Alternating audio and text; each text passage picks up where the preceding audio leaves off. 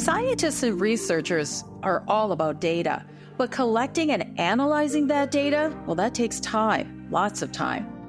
But what if artificial intelligence could help speed up and improve experiments, leading to quicker discoveries of therapeutic drugs or a faster answer to questions about DNA?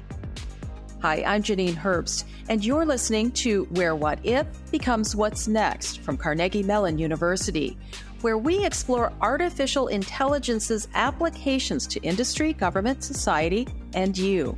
On today's episode, Automated Science, What's Next for AI and Science? Joining me today, Subha, an associate professor in chemistry, and Andreas Pfenning, an associate professor in the Ray and Stephanie Lane Department of Computational Biology, both at Carnegie Mellon University.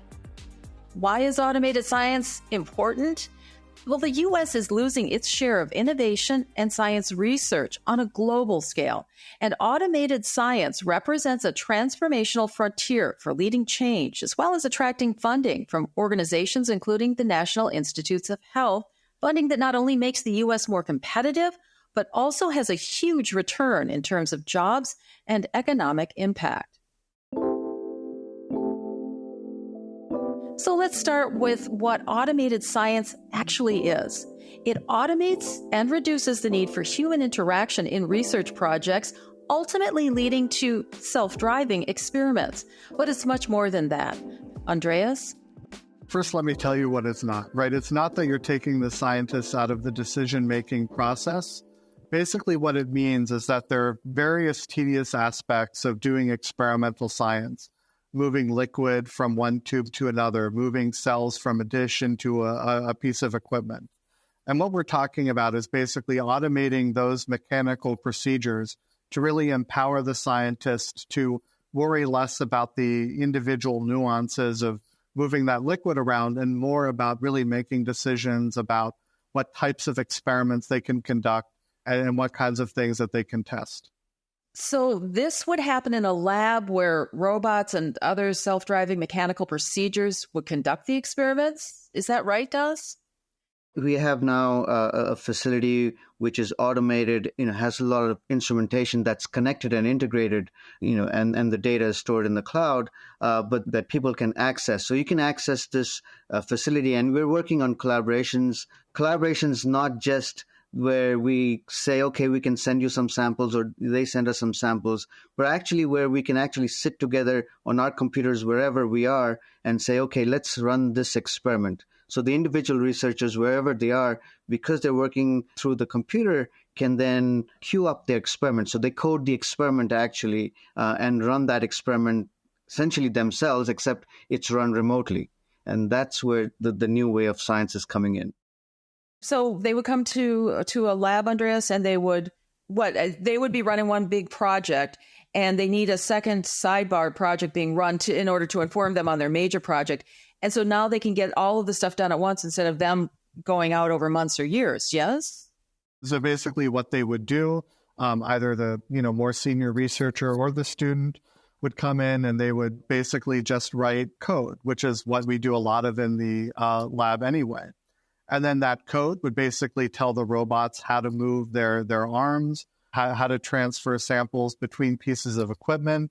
And then the robots themselves, based on that code, would also collect and then report back the outcome of those experiments. And then the student would be able to read that and then make a decision about the next step in their project. And again, it isn't just in my lab, but because it's just somebody sitting at a computer writing code, in the longer term, it really opens things up to a much broader research community. Well, so who would be able to use this? Is it only for people affiliated with your school, your university, or independent researchers? Who is this available for, and how would they access this? So right now, we have access to this facility, but the idea is, once more CMU faculty start using this, we also then have our collaborators, but then also bring in other users who can use this and collaborate. So independent researchers and scientists, they could contact the school and say, I would like to be a part of this? That's the goal. Yeah, and I want to jump in because I don't want to make it seem like basically CMU is hoarding a resource or anything like that. But basically, it takes time to build these workflows and protocols. And there are people, especially DAS, that are doing a lot of work and really difficult work and porting laboratory experiments that used to be done by hand over to the robots. So by handing work to the robots, research becomes more efficient? Absolutely. But I also want to make one more point that I think it's actually just beyond efficiency. Right, so let's take Alzheimer's disease, for example, which is one of the areas that my lab works in. So let's say you're trying to find a drug or a compound or genes that are going to make cells resilient to the toxic proteins that build up in the brain during Alzheimer's disease.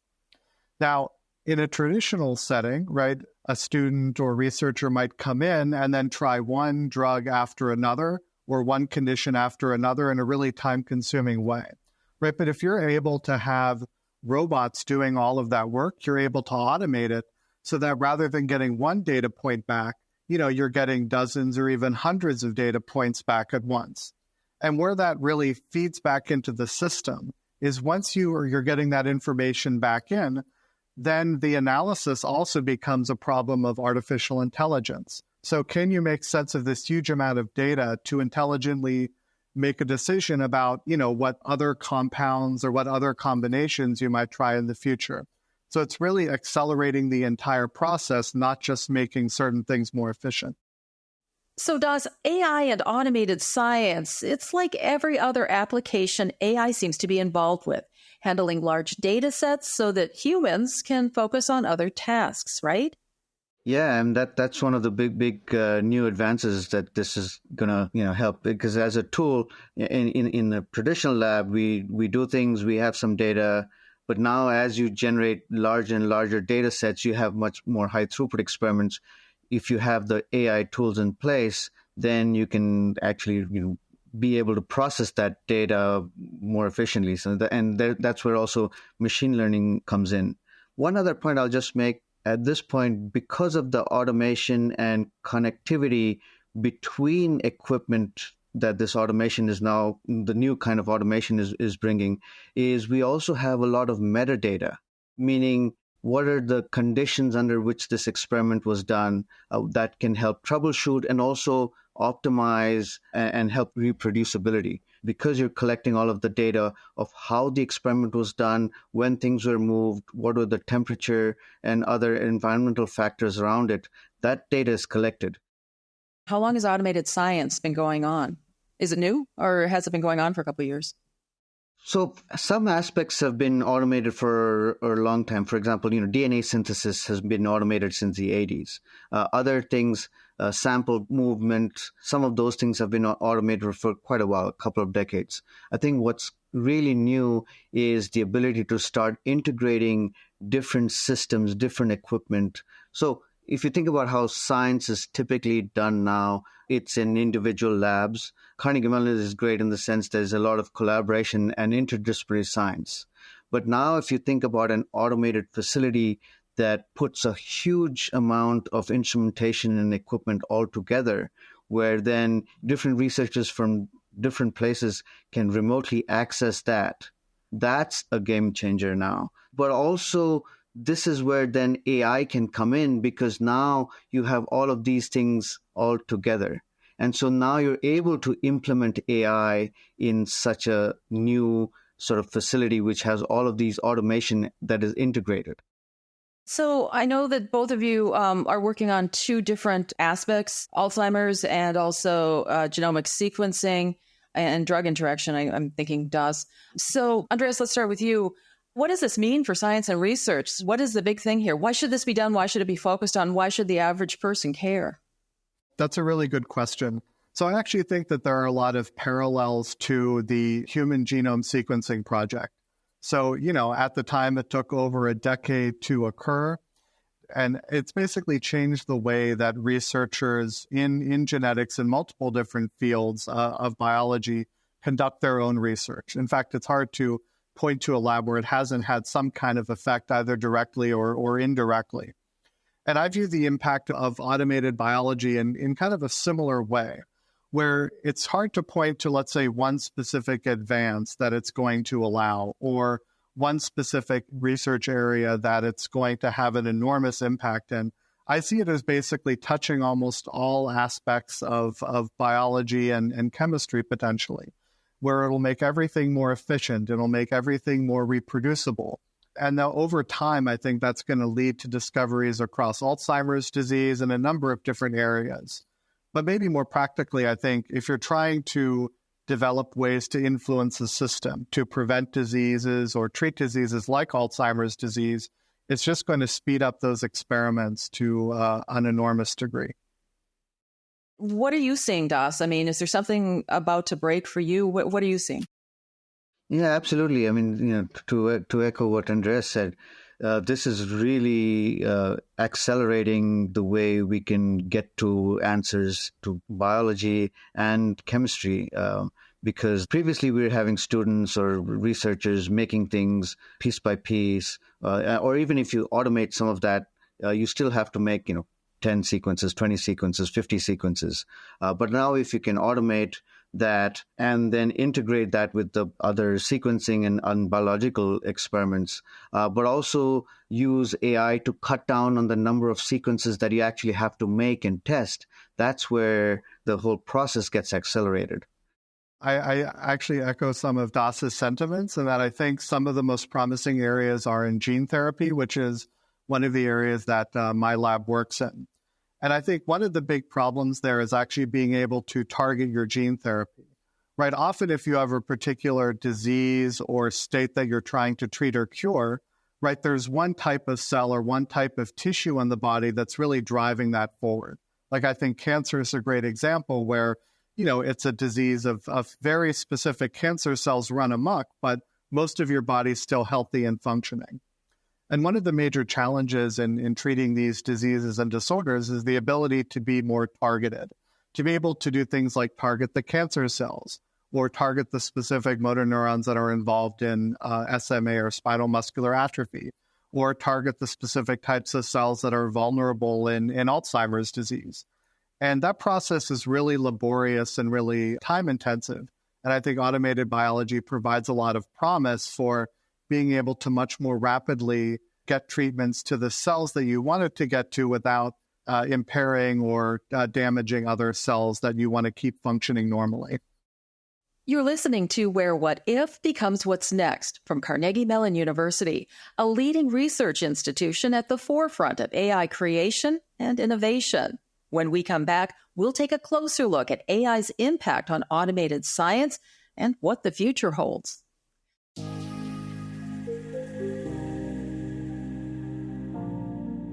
What if we could reimagine how scientists conduct science?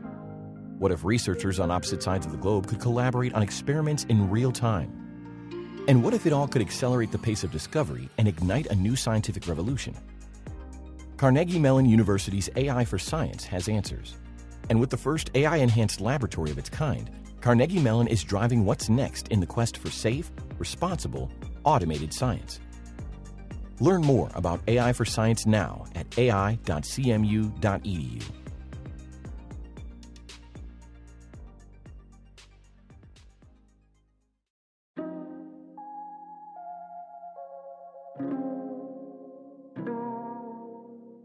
Welcome back. We're talking today with Professors Das and Pfenning about automated science, a practice that automates research tasks to free up the scientists to work on other parts of the project.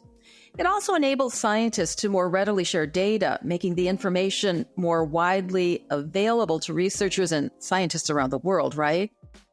Yeah, so I think once you have a more homogeneous format, that helps everyone, because that's one of the challenges now is, if you read a paper and you want to reproduce an experiment, you have to then interpret that and then do it. But if you have the data that's coming out in a more homogeneous format because you're accessing it through a computer, that makes it much easier to reproduce. I just want to add to that and build off of it, because I actually think it democratizes experimental biology in a way beyond that.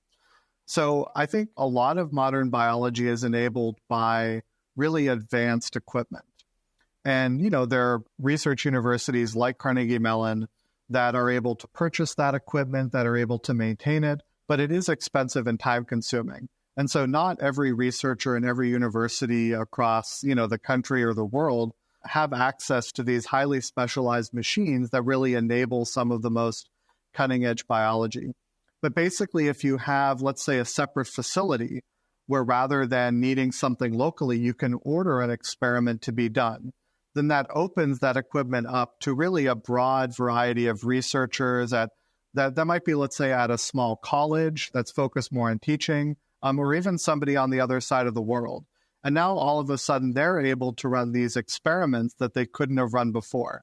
And I think that's going to have really a profound impact because it'll bring a greater diversity of voices into the scientific conversation and just provide much broader access to them in running the types of experiments that accelerate research. Now, because you can access this from wherever you are and access a whole range of instrumentation, you can be wherever you are and have lots of collaborators and then do things together through this new automated system. And so, as you said, that totally changes how fast you can combine and collaborate and get to new discoveries. So, you could have somebody sitting in Prague and somebody sitting in Pittsburgh and somebody sitting in San Francisco and Beijing or something and collaborating on one project? Absolutely. Well, Andreas, with everything moving to a cloud environment, are you worried about, hacking of the experiments themselves or the data? That's a good point. I have to say that whenever you're moving things into an environment like a cloud, whether it's robotic experiments or data, I think that danger always exists. My own viewpoint is that when you're doing academic science, especially, that you want as much of it as possible to be open. My goal isn't to, let's say, hog a discovery for myself, but a part of my goal as a researcher that develops methods is to be able to share those methods with the larger community. So I think overall there's a broader trend for more open science. And I actually think that something like this automated facility can really help facilitate that transition to more open science and also, quite frankly, more reproducible science too. Are there ethical considerations for this?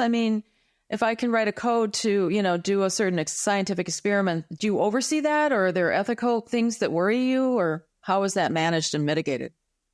Safety and ethics are always a consideration for this. And again, there are guardrails in place, right?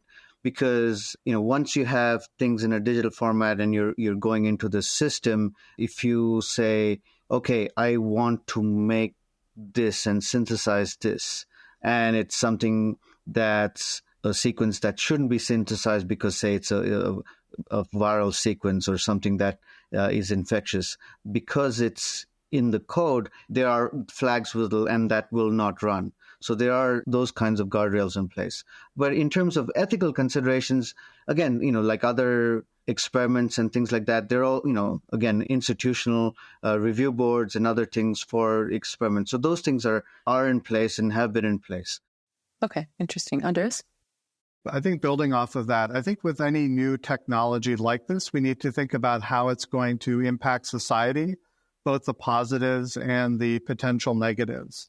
And also how it's going to change the culture of science.